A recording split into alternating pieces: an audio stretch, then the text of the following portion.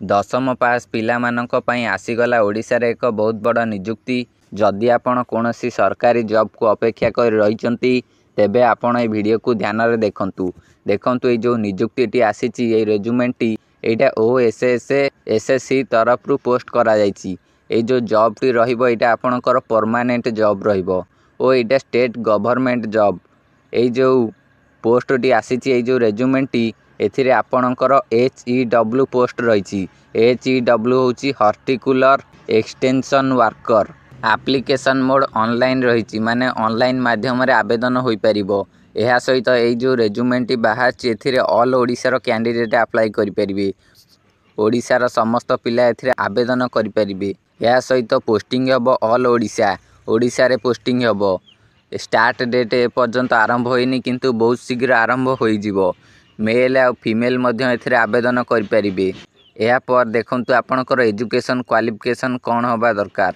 देखंतु एठी लिखिची candidate should have completed +2 science or +2 vocational course in agriculture related subject only such as crop production horticulture repair and maintenance of power driven farm machinery from any board council and institute.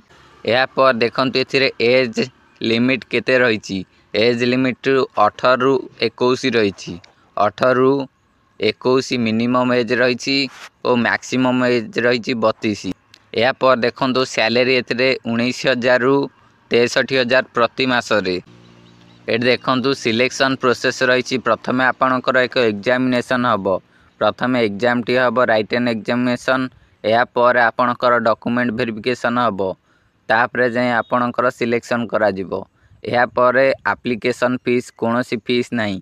General EWS PWD OBC समस्तक पई free रहिची। SC ST मध्य free रहिची। या पर देखंतु एथिरे apply पई कोन सब document required रहिची। देखंतु एथिरे आपनकर क्वालिफिकेशन सर्टिफिकेट ओ 10th सर्टिफिकेट जो indicating the date of birth रहितिबो 10th सर्टिफिकेट रे 10th सर्टिफिकेट या सहित 2टी कलर पासपोर्ट साइज फोटो या सहित internship certificate registration certificate with validation or caste certificate आउ जे कोनोसी आपनकर एक्सपीरियंस सहिची तार सर्टिफिकेट मध्य आपण देई परिबे। एहा सहित देखंतु apply start date apply last date को नै कि कोनोसी प्रकार डेट एठी देइनी। बहुत शीघ्र एथिरे ए सबुर अपडेट आसीबो बोली लिखा जाईची। देखंतु एथिरे अप्लाई पई आपण एई ऑफिशियल वेबसाइट को आसी एथिरे अप्लाई करि नै परिबे। एही ऑफिशियल वेबसाइट रो लिंक मु आपनकु डिस्क्रिप्शन बॉक्स रे दे देबी। आपण डायरेक्ट मध्य एई ऑफिशियल वेबसाइट को आसी परिबे। जदि आपनकर किछि जानिबार अछि आपनकर किछि डाउट रहउची तेबे आपण कमेंट मध्य करि परिबे। कमेंट करंतु मु आपनक क्वेश्चन आंसर निश्चय देबी।